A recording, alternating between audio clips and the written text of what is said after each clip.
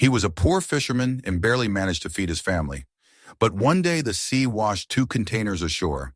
He opened them, and the whole village was never the same again. Subscribe to the channel and write in the comments which city you are watching from. The sea had always been both a companion and an adversary to Malik. For as long as he could remember, his life and the lives of everyone in his small coastal village were chained to its moods. Some days it provided, laying silver fish in their nets and leaving enough to sell at the market. Other days it gave nothing but aching arms and empty stomachs. Malik, now 30, had grown up in this rhythm. The rise and fall of the tides reflected in the rise and fall of his hopes. The houses of the village clung to the shore like barnacles, built of driftwood and patched with rusted tin, their roofs rattling whenever the winds turned harsh. Salt clung to everything, their clothes, their food, even their skin. Poverty was not an occasional guest here. It was the air they breathed. Though he had no wife or children, Malik carried himself like a man older than his years. His skin had been hardened by decades under the sun, his hands calloused from rope and net, and his shoulders stooped under the invisible weight of a lifetime of struggle. He had been orphaned young and raised by an elderly woman who had taken pity on him, a woman he now called mother, though no blood bound them.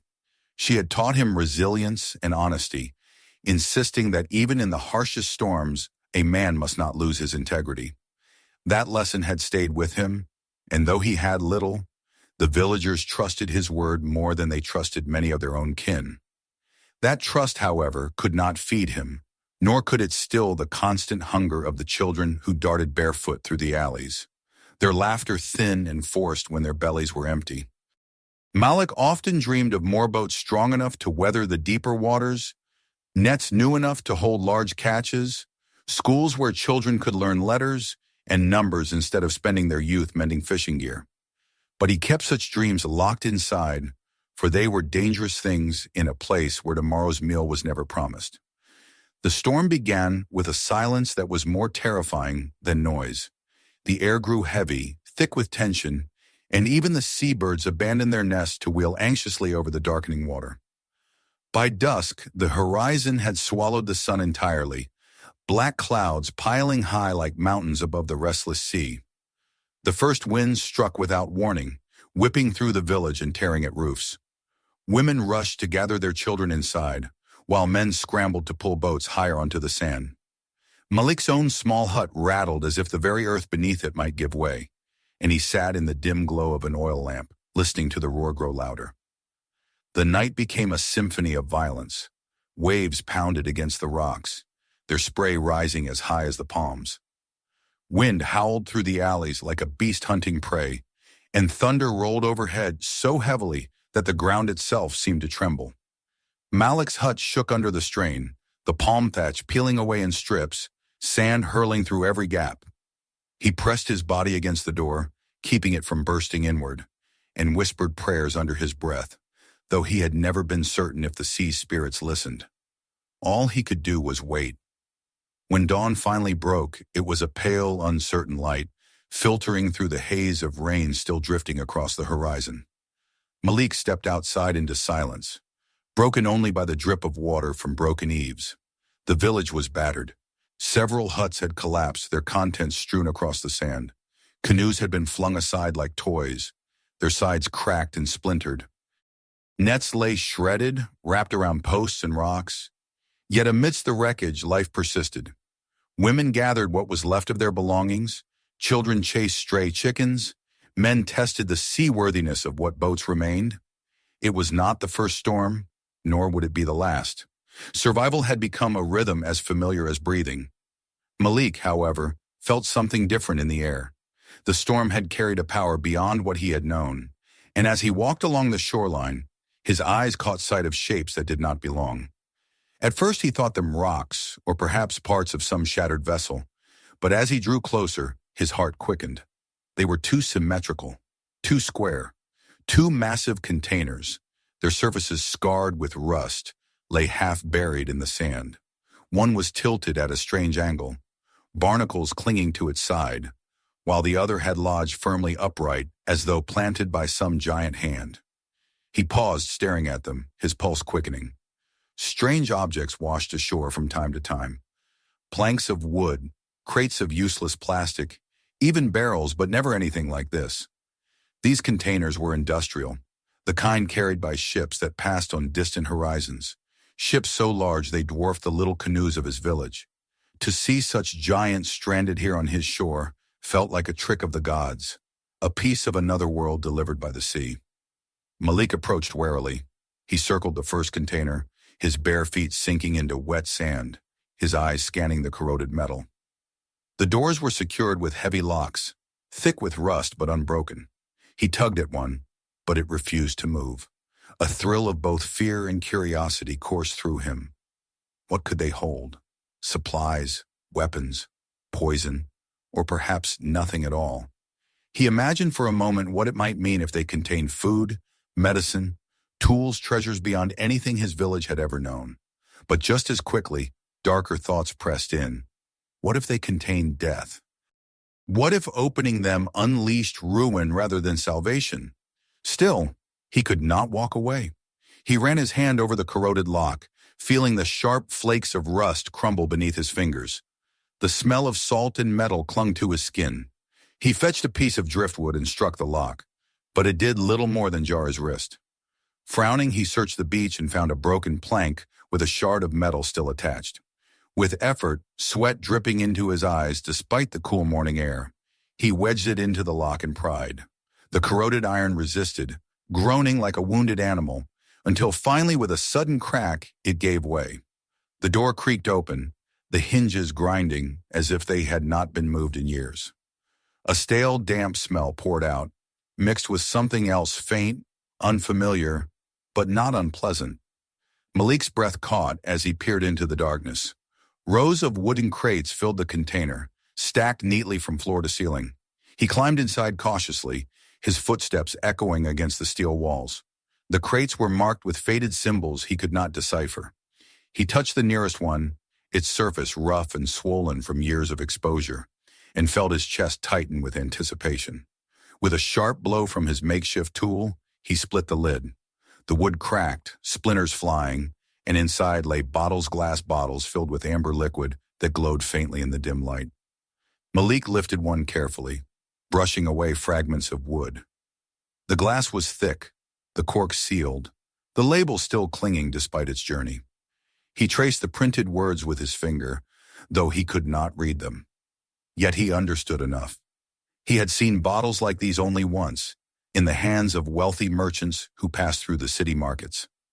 Whiskey, not the cheap, harsh kind sold in back alleys, but something rare, aged, expensive. He sat back on his heels, the bottle cradled in his hands, and stared in disbelief. Dozens of bottles filled the crate, and dozens of crates filled the container. The second container, standing upright beside this one, almost certainly held more. He was surrounded by wealth beyond anything he had ever imagined. For a long time he could not move. The waves lapped gently outside as though mocking his turmoil. In his hands lay a fortune, but also a burden. He thought of his mother, her hands rough from years of work, her face lined with sacrifice. He thought of the children in the village, their feet bare, their bellies empty. He thought of the men who drank themselves senseless on cheap spirits, their anger spilling into violence when the bottles ran dry. The amber liquid in his hands shimmered like fire in the light. Was it a gift, or was it a curse? He did not yet know. All he knew was that the storm had changed everything. The sea in its fury had delivered something to his shore, and now it was his to face. Malik set the bottle back among its brothers and stepped out into the morning sun, his heart pounding with a mixture of awe and dread. The horizon stretched endless before him, the sea calm now, as if satisfied with the chaos it had wrought. Behind him the containers loomed, their secrets no longer hidden. The weight of the discovery pressed heavily on his shoulders. He knew even then that nothing in his life, or in the life of his village, would ever be the same again. When Malik walked back from the beach with the memory of the storm still echoing in his bones, and the image of the bottles fresh in his mind, the world around him seemed altered, though everything looked the same. The hut still leaned wearily toward the sand, the smoke of cooking fires still drifted lazily into the sky, and the children still chased each other barefoot through the narrow paths of the village. Yet he felt as if he carried a secret too heavy to keep inside his chest. The sea had laid something before him that could change his life forever, perhaps even the fate of the entire community. The thought thrilled and frightened him in equal measure. That night he could not sleep. He lay in the dim hut, staring at the broken thatched roof through which tiny shards of moonlight fell, and in his mind he held the bottle of whiskey as if it were still in his hands. He imagined what it could mean to sell even a single crate of such liquor. He had heard stories of merchants in the city who would pay incredible sums for bottles like those. Money like that could buy not just food, but boats strong enough to resist storms, nets that did not break at the first struggle, houses that did not collapse when the rains came. He could escape this endless circle of hunger and repair. Perhaps he could even leave the village altogether, move inland, and live among those who never felt the sting of salt air in their lungs, nor the constant uncertainty of where the next meal might come from. The vision seduced him, pulling him deeper into dreams of abundance. He imagined walking through the market with coins heavy in his pocket, merchants bowing their heads in respect rather than indifference, children pointing to him with admiration rather than pity. He saw himself building a fine house with strong walls and a roof that did not leak, maybe even finding a wife without fear of condemning her to a life of poverty. The whiskey could be the key to unlocking all of this. But alongside the promise rose a shadow. He knew too well the nature of strong drink. In their village, where men returned with empty nets and women went to bed hungry, cheap alcohol often served as both escape and destruction. He had seen neighbors waste what little they had on bottles that dulled their pain for an evening, only to wake to deeper despair the next morning. He had seen fathers strike their children in drunken rages, seen men stumble into the sea and never return. If even the harsh, watered-down spirits sold for pennies could wreak such havoc, what would happen if the village suddenly held thousands of bottles of rare whiskey, liquid gold and glass? It would not be salvation. It would be ruin. Malik turned on his mat, pressing his palms against his eyes. The sea had not given him food or medicine or tools. It had given him temptation, the sharpest test of all. The more he thought of it, the heavier his chest became. If he told no one and kept the containers secret, he might find a way to sell them quietly. But secrecy would breed suspicion, and suspicion could destroy a man's name faster than any storm. If he shared the news with the village, the people might demand the bottles be divided, drunk, or sold without thought. And if strangers learned of it, men from outside who carried knives and greed in their eyes, they would take it from him and from the village by force. He rose before dawn, restless, and walked again to the beach where the containers lay. The sun had not yet risen, but the pale glow on the horizon revealed their hulking shapes, silent and waiting. Malik sat on the damp sand, hugging his knees, staring at the steel walls as if they might speak. The temptation pulled at him like the tide, and he feared that alone he could not withstand it. He thought of the one person who had always guided him, the only anchor he had when he was a boy adrift with no parents and no inheritance but hunger. His mother, the old woman who had taken him in when no one else would. She would know what to say. By mid-morning he carried one of the bottles to her hut. The cork was sealed tight, the label faded but still elegant, the liquid inside glowing like captured sunlight. His mother was seated on a mat, weaving a basket with trembling fingers. Her face was lined deeply with age. Her back stooped, but her eyes remained sharp and steady. When she saw what he carried, she froze, her hands stilling on the strands of palm fiber. Malik knelt before her and laid the bottle gently on the ground between them. He told her everything. He spoke of the storm, the containers, the crates inside, the endless rows of bottles. As he spoke, his voice shifted between awe and fear, rising with the possibility of wealth and breaking with the dread of what it might bring. When he finished, silence lingered between them, broken only by the hiss of the wind through the gaps in the walls. His mother reached out and touched the glass with the tips of her fingers, then withdrew her hand as though it burned her. Her gaze lifted to Malik's face, and he saw not excitement, but sorrow.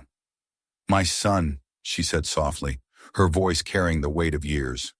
"The sea does not always give gifts to bless us. Sometimes it gives to test us. Not every treasure is meant to be embraced. "You must be careful. This is not food, not water, not medicine. It is fire in a bottle. It can warm, but it can also consume everything it touches." Malik bowed his head, feeling both comforted and unsettled by her words. She was right. He could not treat this as simple fortune.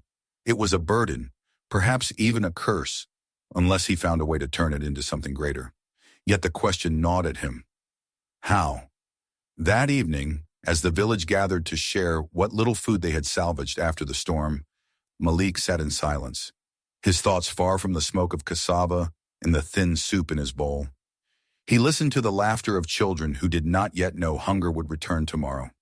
He listened to the murmurs of men worrying about their broken boats, the whispers of women about debts owed and debts unpayable, and inside him grew a certainty. He could not hide this from them. The containers were too large, too visible, and secrets once discovered would become knives turned against him. But to reveal the truth openly was equally dangerous. Envy was a poison as sharp as any blade. Some would see him as blessed, others as selfish. Factions would rise, demanding their share. Yet honesty seemed the only path. If he chose deceit, he would lose the one thing his mother had told him was more valuable than food is honor. That night, lying once again on his mat, Malik pressed his hands together and whispered a prayer, not to ask for wealth or safety, but for wisdom. When dawn came, he rose with heavy steps and walked to the hut of the eldest among the villagers. His mind was set. He would reveal what the storm had delivered, come what may. Better to face suspicion with truth than to invite destruction with lies. The containers waited on the beach like silent judges, their contents gleaming behind steel and wood. Malik knew he stood at the edge of a choice that would define the rest of his life. He felt the fear of it settle in his stomach like a stone. Yet he also felt the faint flicker of resolve. The sea had tested him, and now he would answer. The morning after Malik spoke to the elder, the village awoke to whispers that spread faster than smoke. It was inevitable. Even though he had tried to keep his words quiet, the story of what the sea had delivered was too large to be contained. By midday, men and women drifted toward the beach in groups, some laughing incredulously, others silent with suspicion. The children, wide-eyed and eager, ran ahead, their bare feet kicking up sand as they raced to see what treasure their neighbor had unearthed. Malik followed behind them, his jaw tight, his heart heavy. He had not wanted this discovery to be paraded before curious eyes so soon, yet here they were, crowding around the containers as gulls wheeled above, crying sharply as though echoing the unease that thickened in the air. When Malik pushed open the doors with a grunt of effort and the scent of whiskey poured out into the sea breeze, a hush fell over the crowd. The villagers stepped closer, peering into the dim interior, where the rows of crates lay stacked. Some gasped when he lifted a bottle into the light, and the amber liquid glowed richly inside. Murmurs rippled through the group, astonishment, awe, disbelief. But within moments, astonishment turned to argument. A man shouted that the bottles should be shared among the families, each one taking what the sea had given equally. Another countered that such drink would only bring violence and despair, that they should smash the bottles before they cursed the village.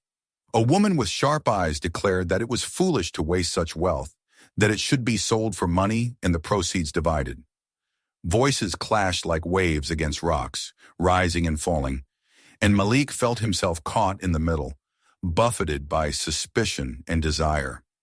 As the days passed, word spread beyond the village. The containers were too large, the discovery too strange to remain a secret.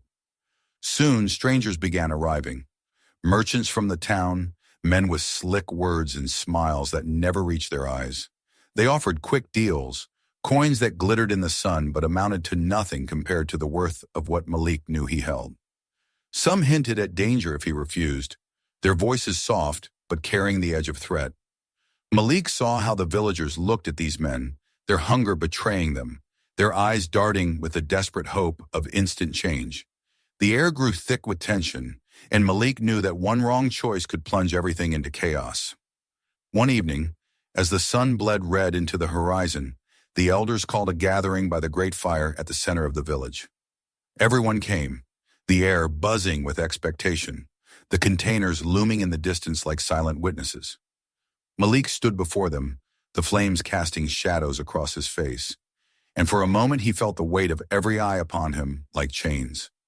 His throat tightened, yet he forced himself to speak. His words were plain, but they carried the truth of his heart. He told them that they had always shared their poverty, borrowing nets and food without shame, because no one had more than the other. He asked them if it was not right to also share the chance that fortune had cast at their feet. But sharing did not mean drinking until they forgot their hunger, nor squabbling over a few coins that would vanish in days. It meant using what the sea had given to build a different tomorrow. He held up a bottle, the firelight glinting off the glass. "This," he said, his voice steady, "is not food. It is not medicine. It is not a roof or a boat. It is only drink. But if we exchange it wisely, it can become all of those things. It can become a school for our children, boats for our fishermen, walls that will not fall when the winds rise. We cannot waste this. We must not." For a moment, silence answered him. The crowd watched him, the crackle of the fire the only sound. Then some nodded slowly, their eyes bright with agreement. Women murmured their approval, old men bowed their heads. But others muttered darkly that he sought to keep control for himself, that he spoke of sharing while planning to claim the fortune. Malik felt the sting of their suspicion, but he did not waver. He knew that only action would prove his intent. The next day he set out for the town, carrying several bottles in a woven basket. The journey was long, the path rough, but his determination pushed him forward. The town was larger than any place he had known, the streets crowded with merchants shouting their wares, children darting between stalls, animals braying in the heat. Malik felt small and out of place, yet he pressed on, seeking a man who might understand the value of what he carried. Many scoffed at him, offering paltry sums, their eyes flicking greedily to the bottles. Some tried to trick him with smooth words and promises written on papers he could not read. But Malik refused them all, shaking his head, holding firm to the vision he had carried since that night by the fire. He would not sell the whiskey for money alone. He wanted boats, nets, wood, stone, medicine. He wanted tools that would not vanish in the hands of drunkards or the pockets of cheats, but would build a foundation his people could stand upon for generations. At last he found a merchant unlike the others, an older man with shrewd eyes softened by patience. The merchant lifted one of the bottles, studied the label, and drew in a long breath as he uncorked it and let the scent drift into the air. His eyes widened slightly with recognition, and when he met Malik's gaze again, there was respect in it. He spoke plainly. The whiskey was rare, aged for decades, desired in lands across the sea where men would pay fortunes for a single case. The merchant named a price so large Malik felt his knees weaken. He imagined the coins stacked high, shining in the sun, wealth enough to drown a man. But he steadied himself and shook his head. He explained what he wanted: boats strong enough to reach deeper waters, engines that would not fail, nets that could carry heavy catches, wood to build homes, and medicine to heal the sick. The merchant regarded him curiously, as though studying a puzzle. Few men, he said, would refuse gold for such treasures. But Malik was resolute, his voice calm, though his heart hammered in his chest. He told the merchant that money could vanish in the wrong hands, but tools would change lives. The negotiations stretched long into the evening, the candles burning low as they spoke. In the end, the merchant agreed, struck not only by the value of the whiskey, but by Malik's unwavering resolve. They sealed the deal with ink and signatures Malik could not read, but trusted with the presence of an elder from the town who vouched for his honesty. Malik walked away not with gold, but with a promise: ships loaded with goods bound for his village, to arrive within days. As he made his way back through the dark streets, Malik's heart swelled with both triumph and fear.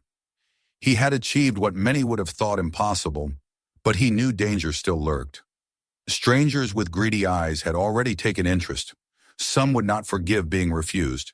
Others might follow him back, seeking what remained in the containers. The burden had not grown lighter but heavier, for now he carried not just temptation, but hope. When he returned to the village, weary and dust-stained, the people gathered around him, demanding news. He told them of the deal, of the boats, the nets, the wood and medicine that were coming. Some cheered, others frowned, suspicion still shadowing their faces. But Malik held his ground. The sea had tested him, the village had tested him, and the merchants had tested him. He had chosen not the easy path of wealth for himself, but the harder road of transformation for all. The containers still stood on the beach, their silent walls holding thousands more bottles, each one both a promise and a threat. But for now, Malik had shown that temptation could be met with wisdom, and that fear could be turned into resolve. He looked out at the horizon, where the waves rolled endlessly toward the shore, and felt the weight of what was yet to come. The true trial was only beginning. The days that followed Malik's return from the town seemed at first no different from those that had come before.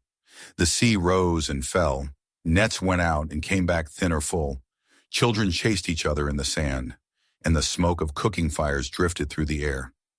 Yet beneath the ordinary rhythm of village life, something had shifted. People spoke in low tones of what Malik had promised, their voices wavering between hope and disbelief. They had seen outsiders come before, traitors who promised much and delivered little, men who took advantage of their hunger and ignorance. But Malik was not a man given to idle words, and they had watched him walk the long road with his basket of bottles and return with nothing but dust on his feet and determination in his eyes. Now they waited to see if the tide had truly changed. When the first boats arrived, heavy with supplies, the villagers poured onto the beach as though drawn by a magnet. They gathered in a crowd, staring wide-eyed as crates of tools, rolls of nets, and barrels of medicine were lowered onto the sand. New boats followed, larger and stronger than any the villagers had ever possessed, their hulls gleaming with fresh paint, their engines rumbling with power. For a moment the people were stunned into silence, unable to believe that such treasures were theirs. Then cries of joy rose into the salt-filled air, a wave of sound as powerful as any storm. Children laughed and clapped, women sang old songs of thanksgiving, and the men crowded around Malik, slapping his back, their suspicion replaced with awe. Life began to change almost immediately. With the new boats, fishermen ventured farther into the deep waters where the schools of fish swam thick and plentiful.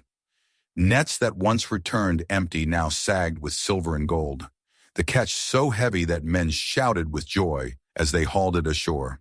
The market filled with baskets overflowing, and for the first time in memory, families ate until they were satisfied, with enough left over to trade for cloth, grain, and other goods they had long been denied. The taste of hunger, that ever-present companion, began to fade. The women of the village, too, found new strength. With bolts of cloth and tools brought from the town, they began to weave and sew, trading their work with passing merchants. Their songs as they worked grew louder, their laughter more frequent. The elders, once bent under the burden of years of want, began to speak with renewed vigor, telling stories not only of survival, but of possibility. Children who had once wandered aimlessly now sat on benches inside a simple schoolhouse built from timber and tin, their voices echoing as they stumbled through letters and numbers.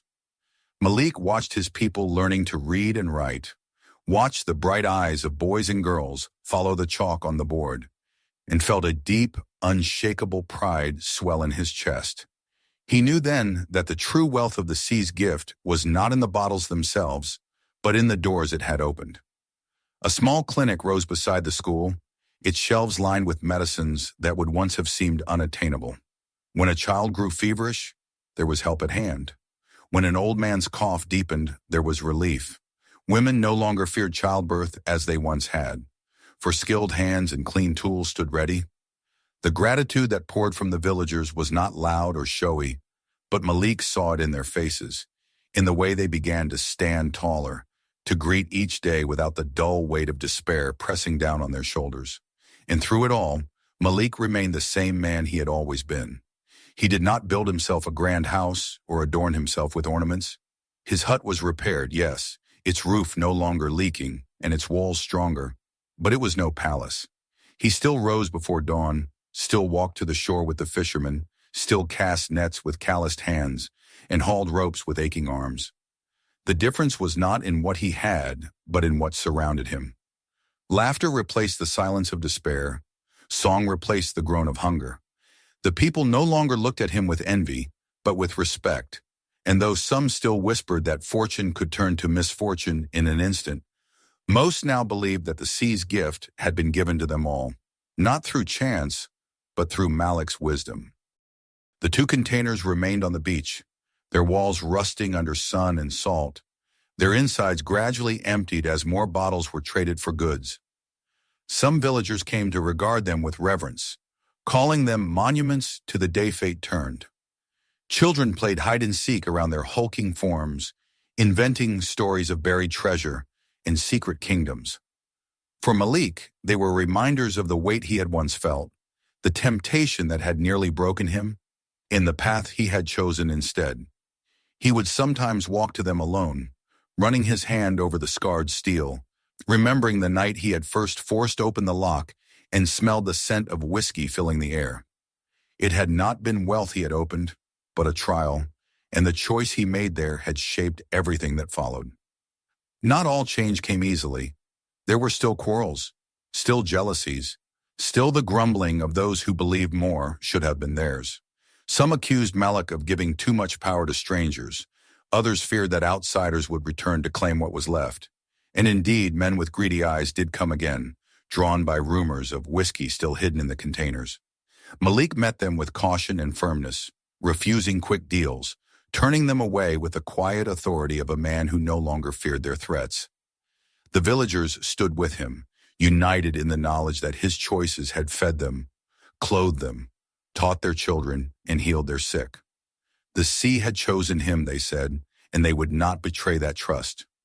On quiet evenings, Malik would sit by the shore as the sun sank into the horizon, painting the sky with fire and gold. He would watch the new boats returning heavy with fish, their motors humming, their crews laughing. Beside him, his mother would sit, her hands folded in her lap, her eyes glistening with quiet pride. Sometimes she would speak softly, reminding him that fortune was fragile and must be guarded with humility, and he would nod, for he knew her words were true. The greatest danger was not storms or hunger now, but arrogance, greed, and forgetfulness. One evening, as the tide whispered against the sand, Malik's gaze settled on the horizon where the sea met the sky. His people gathered behind him, children running and laughing, elders singing, women preparing food. It struck him then that the true gift of the sea had not been the whiskey at all. It had been the chance to choose to rise above temptation, to turn danger into hope, to transform something useless into something life-giving. Wealth was not in the bottles stacked in those containers, but in the resilience and unity of his people. That was the treasure that would endure long after the last crate was gone. As darkness settled and stars appeared one by one above the water, Malik rose and joined his people. Fires burned brightly, voices rose in song, and the village pulsed with a life it had never known before. The storm that had once threatened to destroy them had instead delivered a new beginning, one forged not by chance, but by courage and wisdom. And in the heart of it all stood Malik, the fisherman who had chosen not for himself, but for all, turning the sea's trial into a dawn that would light the path for generations. If this story touched you, make sure to subscribe so you don't miss the next one. Check out our other videos for more powerful stories still to come. And please share this video with your friends and family because some stories are too important to keep to yourself.